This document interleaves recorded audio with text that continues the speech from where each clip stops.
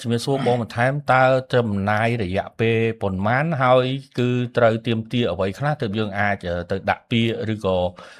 ជំរាបជូនទៅក៏លោកប្រិយមិត្តណាមួយដែលគាត់គិតថាចង់ធ្វើជាអាជ្ញាកណ្ដាលអញ្ចឹងតើត្រូវឆ្លងកាត់អ្វីខ្លះដែរទៅបងហើយត្រូវមានកម្រិតការសិក្សារបៀបមិនដែរណាបងបាទជាទូទៅពីមុនមកគឺយើងមើលឃើញថាភាគច្រើនពួកគាត់ចេញពីគ្រូអប់រំកាយនិងកីឡាដោយសារអីអ្នកដែលមករៀនថ្នាក់អប់រំកាយនេះជាទូទៅចេញពីខាងនេះមកច្រើនបន្ទាប់មកទៀតគឺនៅខាងមន្ទីរឬក៏នៅតាមសាលាដែលជ្រើសរើសពីតាមខេត្តឬក៏នៅក្នុងតំបន់នៅក្នុងគេហៅថាទីក្រុងរបស់យើងដែរអញ្ចឹង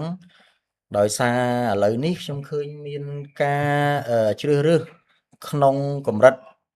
25រាជធានីខេត្តអញ្ចឹងក្នុងខេត្តនីមួយៗគឺជ្រើសរើសតាមរាជធានីខេត្តនីមួយៗបាទគេ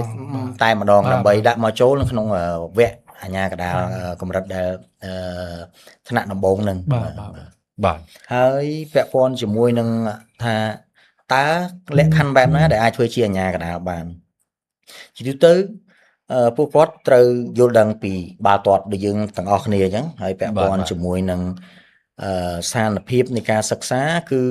ពាក់ព័ន្ធជាមួយនឹងកម្លាំងគឺអាជ្ញាកណ្ដាលទាមទារដាច់ខាតមុនគេគឺកម្លាំងបាទព្រោះពាក់ព័ន្ធជាមួយនឹងការរត់អញ្ចឹងត្រូវធ្វើការធ្វើតេស្តនៅកម្លាំងបាទក្នុងនោះមានគេហៅថា sprint test លបឿនណាមានគេហៅថា interval test ហ្នឹងពាក់ព័ន្ធជាមួយនឹង high intensity អញ្ចឹងនៅក្នុងកម្រិតណារត់ប្រមាណជុំប្រមាណវិនាទីគឺគេមាននៅក្នុងលីសរបៀបនៃការប្រជែងហ្នឹងហើយជាមួយនឹងការពាក់ព័ន្ធជាមួយនឹងទ្រឹស្ដី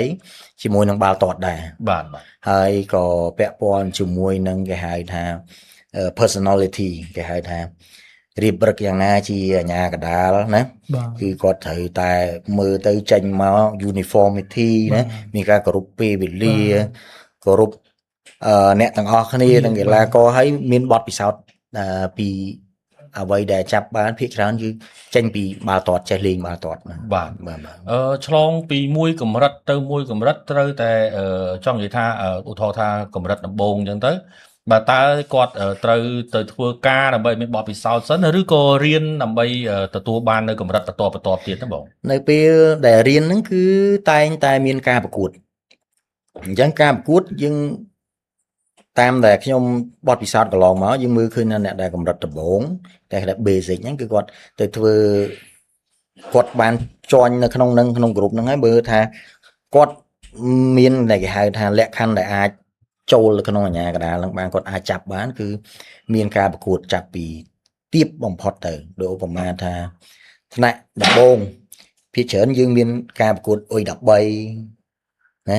ជាកុមារអុយ14អីចឹងហ្នឹងគឺដាក់ទៅតាមកម្រិតហ្នឹងណាហើយមានការប្រកួតផ្សេងបាទអញ្ចឹងមានន័យថាសម្រាប់គាត់នៅពេលរៀនតែថ្នាក់ដំបូងបានហើយបាទត្រូវទៅធ្វើជាអាជ្ញាកណ្ដាលគូប្រកួតផ្ទាល់សិនបាទមកមានវគ្គបន្តទៀតលើមកតាមកម្រិតតាមកម្រិតអញ្ចឹង step by step មួយតាមកម្រិតនៃការប្រកួតដែរចុះមួយទៀត